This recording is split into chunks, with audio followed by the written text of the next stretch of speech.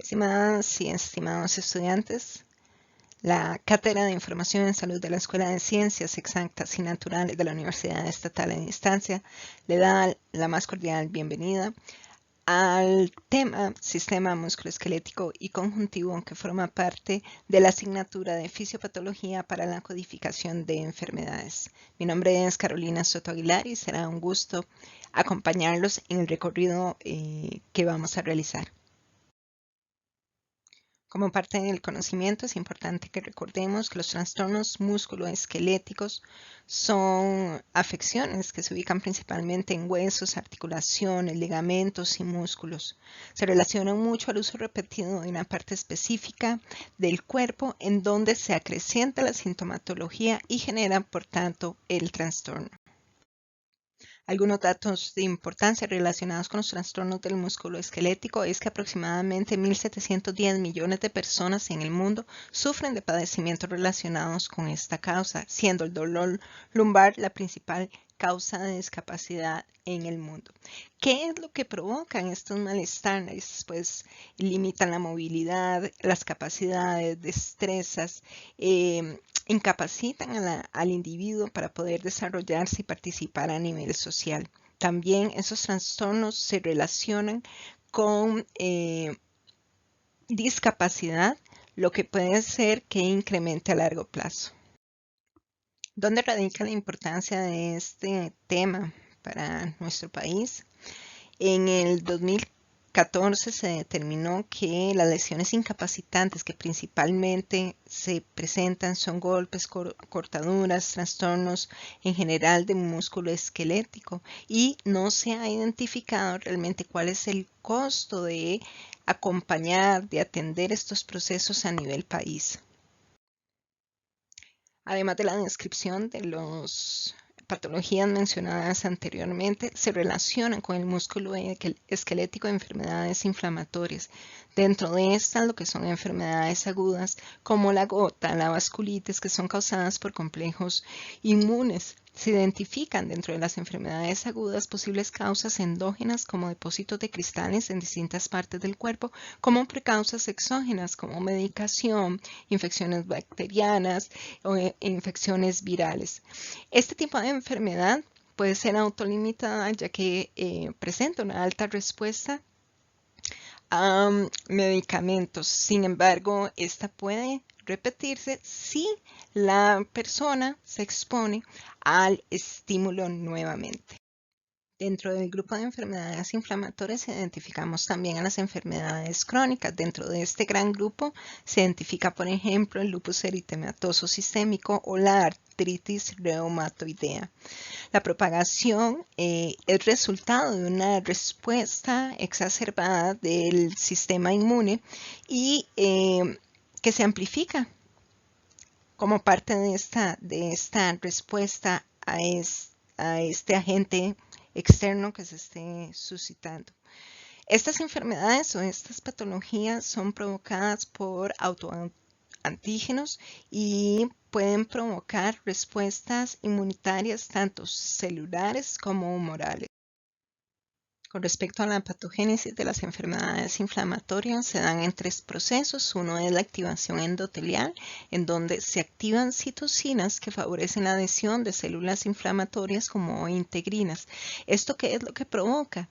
Que los neutrófilos y los monocitos se adhieran a la pared vascular en el área inflamada y migren o salgan hacia los tejidos subyacentes. Además, se da también la intervención de citoquinas, ¿verdad? Que desvían la respuesta de los linfocitos hacia las células asociadas con la activación de los macrófagos y la protección contra la invasión de patógenos intracelulares. Se activa también la vía del complemento, que recordemos sería el sistema de activación base ante una respuesta inflamatoria, y esta se activa cuando el anticuerpo se une a un antígeno específico.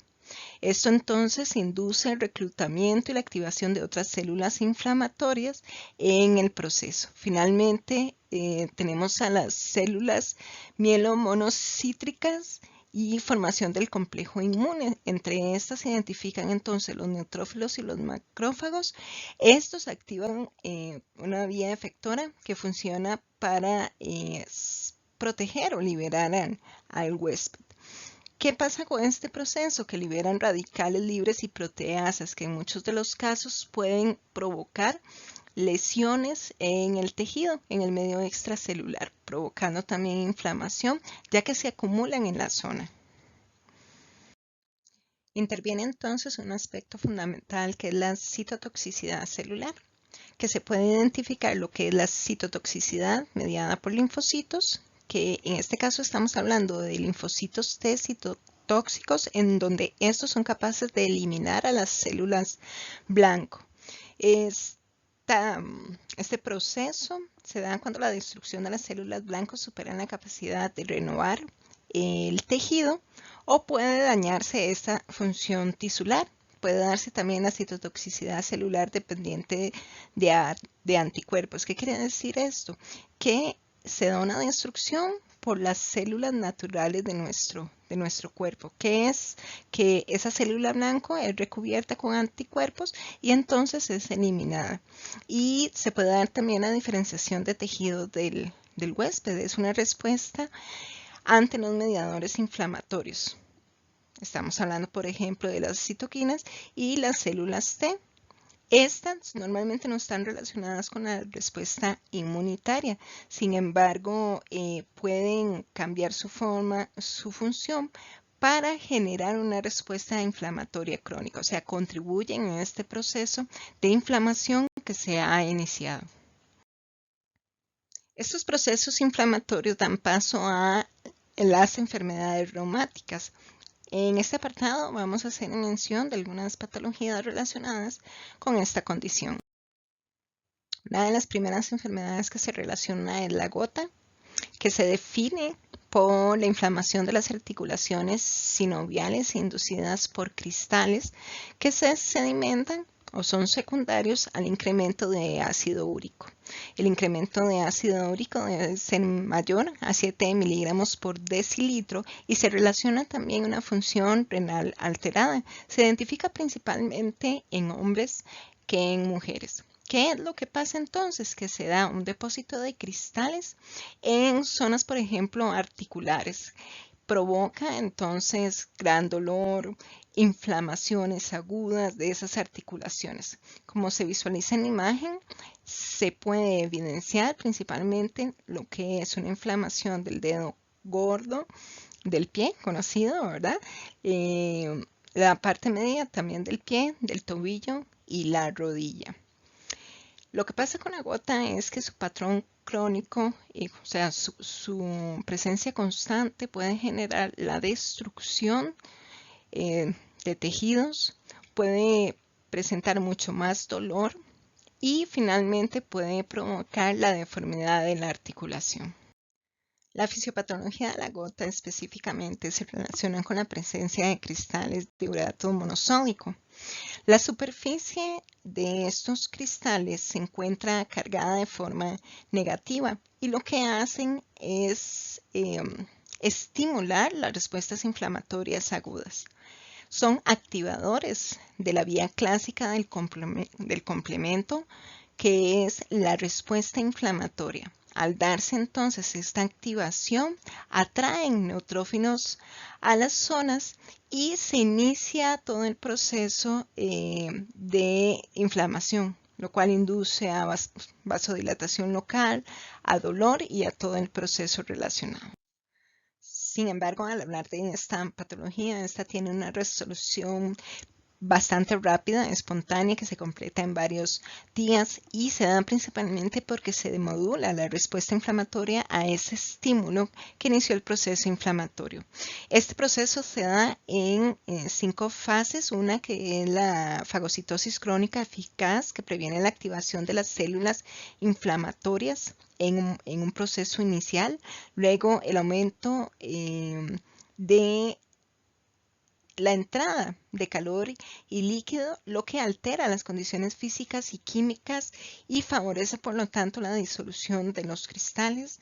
También influye en el revestimiento de los cristales con proteínas séricas, lo que hace que sea menos inflamatoria su superficie.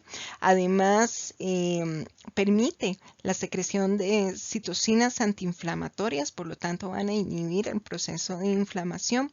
Y finalmente se da una fagocitosis por los macrófagos. Estos inhiben la secreción de citocinas proinflamatorias en un proceso inicial, mientras que se refuerza la secreción de citocinas antiinflamatorias. Podemos encontrar dentro de esta patología como manifestaciones clínicas lo que es la podagra, que es la artritis inflamatoria grave en la primera articulación metatarsofalágica, o sea, en el primer dedo del pie. Podemos hablar de tofos, que son acumulaciones subcutáneas de cristales de urato. Y se puede hablar también de una poliartritis erosiva crónica, que es la acumulación de cristales en múltiples sitios de las articulaciones. Muy importante también, esta es una artritis inflamatoria, pero es menos dolorosa y se asocia principalmente con la remodelación de membranas sinoviales. El tratamiento se orienta principalmente a disminuir el reclutamiento de células inflamatorias y por lo tanto disminuir también la activación en esas articulaciones afectadas. Su tratamiento es principalmente farmacológico y lo que busca es una excreción de ácido úrico en la orina, también impedir la síntesis de ácido úrico y que éste se convierta en un metabolismo soluble e inactivo que se pueda eliminar. Otra patología que identificamos dentro de este grupo es la vasculitis por complejo inmune. Se define como una enfermedad inflamatoria aguda de vasos sanguíneos muy pequeños. Es causada por una carga de antígeno continua y una respuesta, por ende, humoral establecida. Se identifica o se ubica principalmente en la piel, en articulaciones tanto pequeñas como medianas, y a nivel de los riñones se puede identificar como la glomerulonefritis, que es mediada por complejos inmunitarios. ¿Cuáles son las causas principales o la etiología de una vasculitis? Pueden ser infecciones como fuentes exógenas, que dentro de estas podemos mencionar las infecciones estreptocóxicas de la piel, virus de la hepatitis B, entre otros, además de un consumo constante de fármacos, principalmente lo que son los antibióticos. La fisiopatología de la vasculitis parte de un antígeno que provoca una respuesta inmune a nivel del cuerpo. Su potencial patógeno o su potencial para afectar se consolida cuando se depositan a nivel del subendotelio. Aquí entonces se activan las cascadas del complemento y algunas otras células que entran en juego en el proceso inflamatorio. Antígenos que podemos mencionar: organismos infecciosos, medicamentos, generan una respuesta de anticuerpos por esa gran cantidad de antígenos que se encuentran en el sistema. Esta respuesta lo que genera son varios complejos inmunes, o sea, varias respuestas inflamatorias que se depositan en pequeños vasos dentro de órganos blancos, como pueden ser la piel, las articulaciones, los riñones o paredes de vasos sanguíneos. Este proceso entonces activa vías efectoras y ocasionan respuestas como erupciones cutáneas y algunas sintomatologías relacionadas con artritis, con la púrpura palpable o con la glomerulonefritis. Se identifican entonces dentro de la vasculitis manifestaciones clínicas como pápulas rojas o violáceas, que es lo que conocemos como la púrpura palpable. No se identifica realmente lo que es dolor o deterioro de tejidos. Por otro lado, se identifica también la poliartritis, que es una afección articular con enfermedad del complejo inmune. Esta poliartritis es de inicio sumamente rápido, pero puede ser controlada. Otra patología, pero que se relaciona a un efecto sistémico, es el lupus eritematoso. Este es definido como una enfermedad reumática autoinmune sistémica, o sea que afecta a todo el cuerpo. Las características principales son lesiones inflamatorias crónicas que provocan daños en muchos órganos del cuerpo. Es una respuesta adaptativa única que está impulsada por antígenos que se encuentran dentro de nuestro propio sistema. Por eso es que se le llama autoinmune. Esta respuesta es la que se relaciona con las consecuencias que tiene el lupus a nivel sistémico. En su etiología se relacionan las características del individuo, genéticas, lo que es la herencia. Pueden también identificarse factores ambientales que se encuentran pues mal definidos, que no se identifican del todo, y esas deficiencias genéticas se relacionan con los componentes de la vía clásica del proceso inflamatorio. La fisiopatología del lupus se relaciona con la muerte celular, que puede ser secundaria a un proceso infeccioso viral. Puede también relacionarse a exposiciones ambientales, como podría ser la luz solar, que tiene incidencia en la presencia de los brotes. Puede relacionarse, como ya mencionamos, a una infección viral, como podría ser un Epstein-Barr, y al consumo de medicamentos. ¿Qué es lo que pasa? Que esta respuesta se propaga a nivel de tejidos y genera depósitos de complejos inmunes. Todo esto entonces activan funciones efectoras inflamatorias y generan por ende el daño tisular. Entonces, la clave del lupus es esa muerte celular por los anticuerpos al penetrar células vivas y ejercer efectos funcionales. Las manifestaciones clínicas se relacionan principalmente con la constancia y la exacerbación de esos brotes. Los daños pueden darse a nivel de la piel, por ejemplo, donde pueden presentar fotosensibilidad, constantes erupciones en distintas zonas de la piel, erupciones también en la región molar, cambios en la pigmentación en formas de disco en zonas cercanas al oído externo. Puede también presentarse eritema en el dorso de los dedos, un daño renal que puede provocar o evidenciarse, mejor dicho, en lo que es la glomerulonefritis. A nivel hematológico puede presentar anemia hemolítica, trombocitopenia o leucopenia, y puede también presentar convulsiones o síndrome orgánico cerebral que se relaciona principalmente con síndromes neurológicos. Otra patología corresponde al síndrome de Sjögren, que es una enfermedad que es causada por la producción excesiva de linfocitos B. Corresponde a un trastorno reumático autoinmune prevalente y lentamente progresivo. Eso quiere decir que va avanzando. Afecta directamente a lo que son las glándulas exocrinas en el tejido blanco primario. Se identifican como parte de esta patología sequedad intensa de ojos, que es la xeroftalmia, y también boca, xerostomía, que a este conjunto de signos de síntomas se le llama queratoconjuntivitis seca. Esta lesión puede llegar a afectar realmente a todas las partes del cuerpo. La etiología principal es que se relaciona con virus que afectan las células epiteliales de las glándulas salivales. Entonces, la infección inicia o afecta glándulas salivales que generan una respuesta inflamatoria autoinmune de dichas glándulas. Como lo mencionábamos en la diapositiva anterior, se da una producción deficiente de saliva en reposo y con estimulación. Por lo tanto, hay gran dificultad para deglutir, hay gran dificultad para hablar en muchos casos, lo que Son síntomas de una xerostomía, o sea, la boca seca. Además, hay una tendencia a presentar caries durante la adultez media.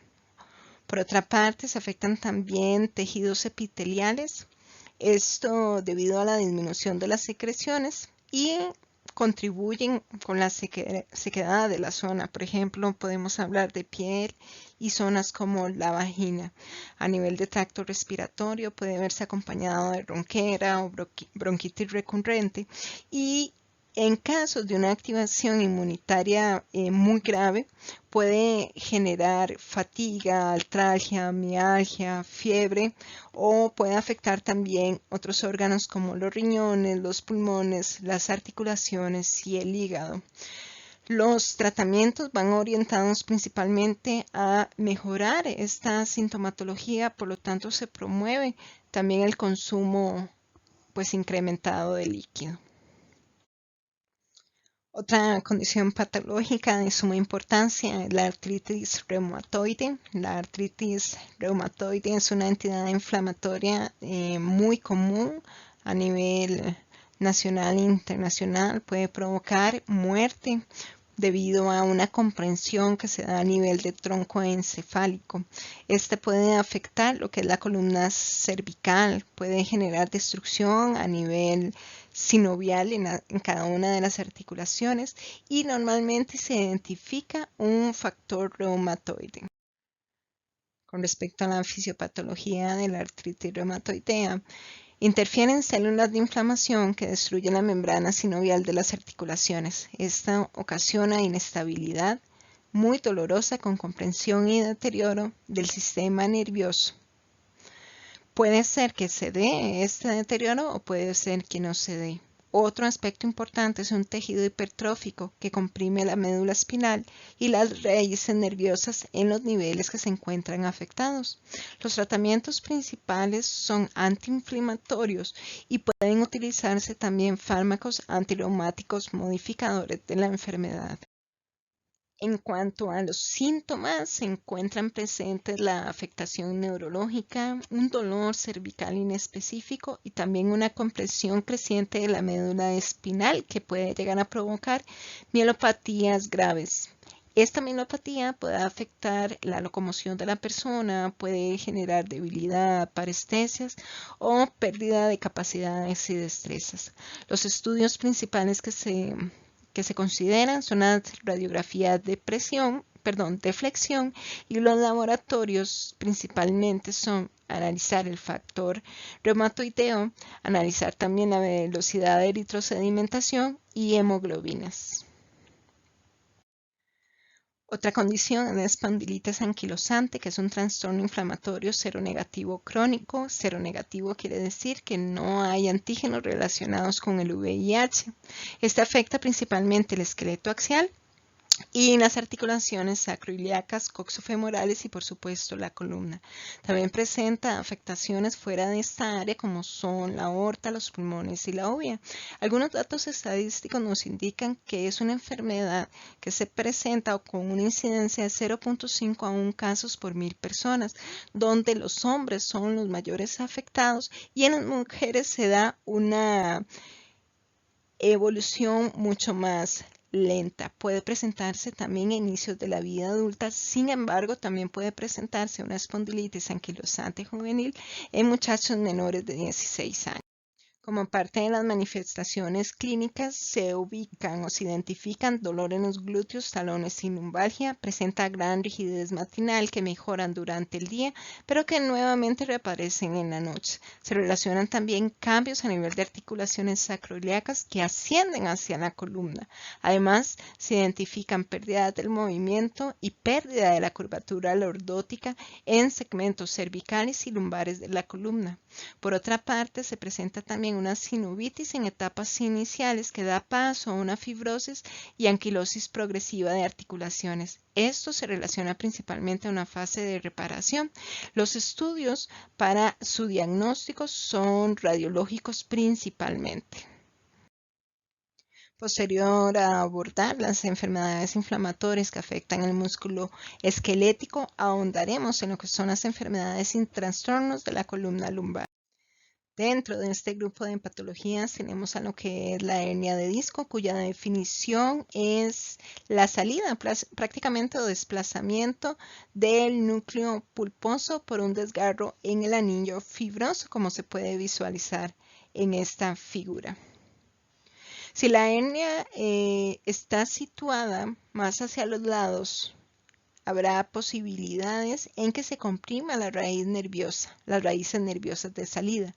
Sin embargo, si la hernia está ubicada a un nivel central, puede más bien comprimir la raíz nerviosa. Los estudios principales en este caso sería una resonancia magnética. Las manifestaciones clínicas de la hernia de disco se relacionan a una dorsalgia baja, que es de forma aguda y que es un dolor que se irradia hacia la pierna. Este dolor de la pierna puede resolverse o puede persistir. Sin embargo, estas manifestaciones siempre predominan, siempre van a estar presentes. ¿Qué es lo que identifican o describen? Gran insensibilidad, debilidad, puede ser ambas situaciones, y esto puede ser que se intensifique al estar de pie. La valoración debe incluir una exploración neurológica y física minuciosa, así como la valoración de la marcha en aspectos como independencia, estabilidad y posiciones antiálgicas. Los estudios que se recomiendan en este caso sería una resonancia magnética.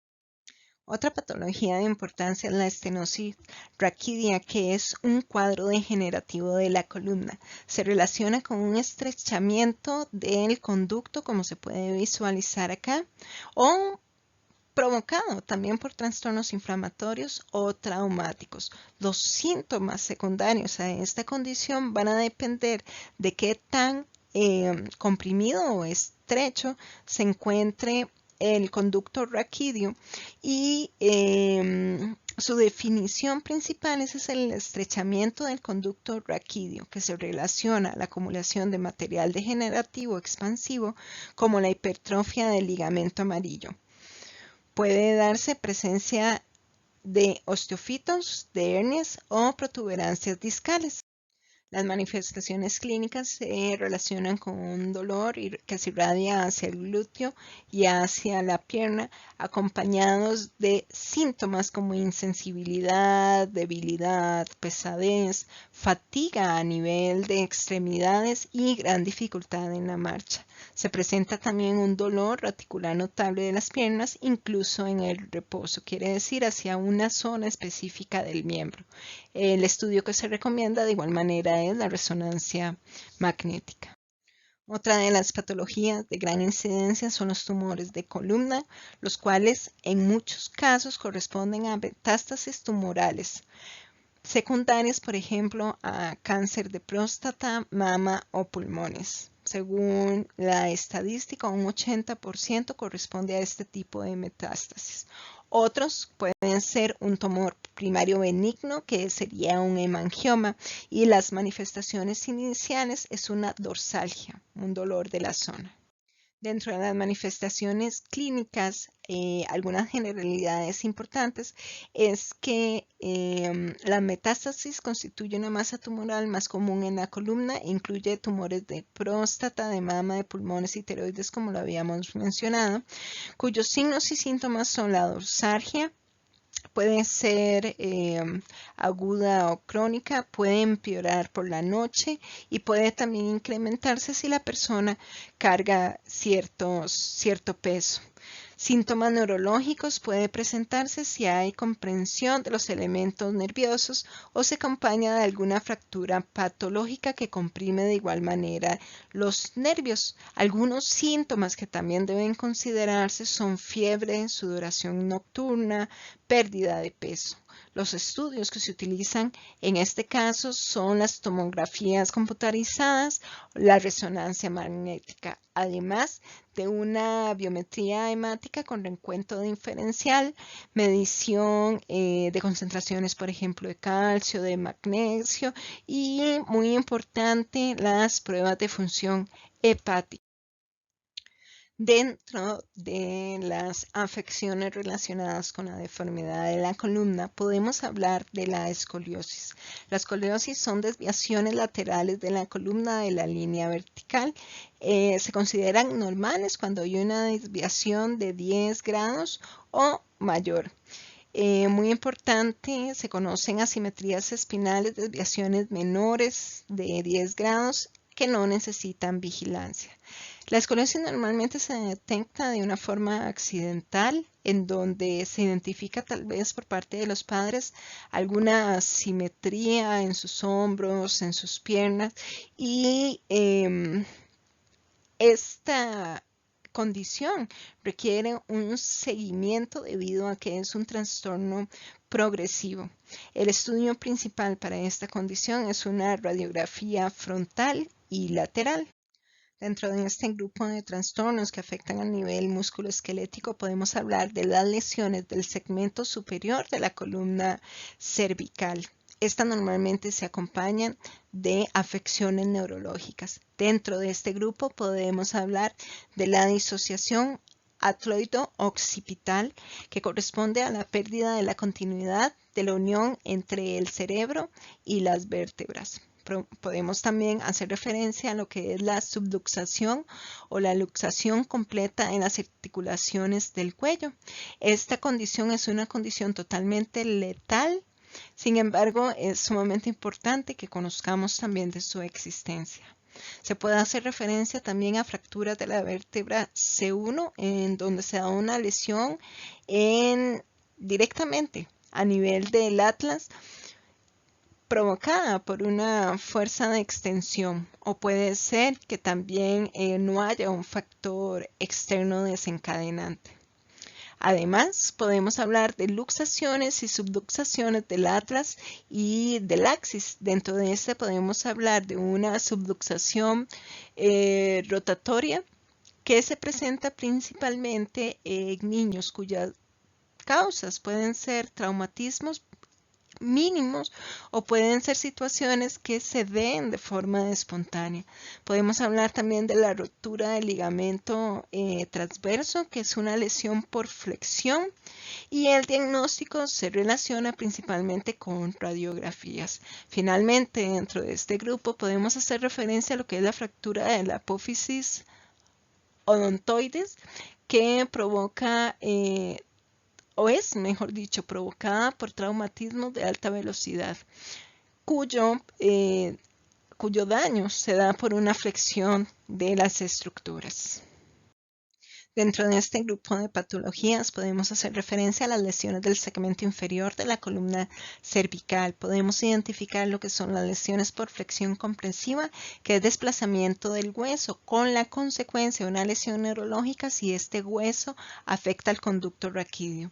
También la lesión por comprensión vertical, que son consecuencias de cargas axiales. También la lesión por flexión en distracción, que se relaciona mucho con subluxaciones y luxaciones de la zona. También lesiones por extensión comprensiva, que corresponde a una fractura del arco vertebral de un solo lado. Puede ser que se dé algún desplazamiento o no. Y además lesiones por hiperextensión, que son lesiones que se ubican principalmente en las partes blandas de la columna cervical. Es sumamente importante que recordemos que las lesiones a las cuales hemos hecho mención se ubican dentro de la categoría 13 de la Clasificación Internacional de Enfermedades. Esto sería todo en nuestro encuentro de hoy. Espero que haya sido de gran ayuda para su crecimiento profesional. Muchas gracias.